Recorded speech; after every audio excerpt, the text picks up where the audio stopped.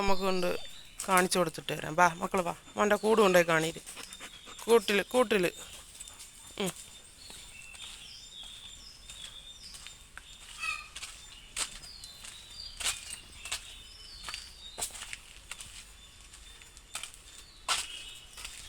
ഉണ്ട്.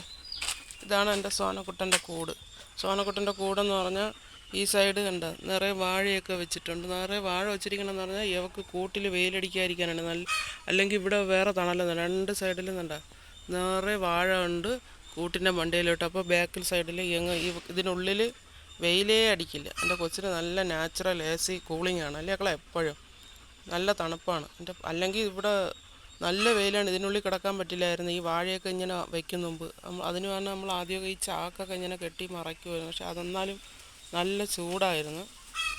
ഇപ്പോൾ പിന്നെ ഈ വാഴയുടെയൊക്കെ ഇതൊക്കെ ആയപ്പോൾ നല്ല കാറ്റും കൊച്ചിന് നല്ല സുഖമാണ്. ഇപ്പോൾ ഇവിടെ കിടന്ന് അല്ലെങ്കിൽ ചൂട് സമയമാകുമ്പോൾ ഇതിനുള്ളിൽ കിടന്ന് ഒരു 10 മണിയൊക്കെ ആകുമ്പോഴത്തേക്ക് വിളി തുടങ്ങും. പിന്നെ നമ്മൾ എവിടെയെങ്കിലും തണലത്തൊക്കെ അഴിച്ചുകൊണ്ട് കെട്ടണം, പിന്നെ മണ്ണിലൊക്കെ കെട്ടേണ്ടി വരും. അപ്പോൾ ഇപ്പോൾ അത് ഒരു കുഴപ്പമില്ല. ഇപ്പോൾ ഈ കൂട്ടിൽ തന്നെയാണ് എപ്പോഴും സുഖം.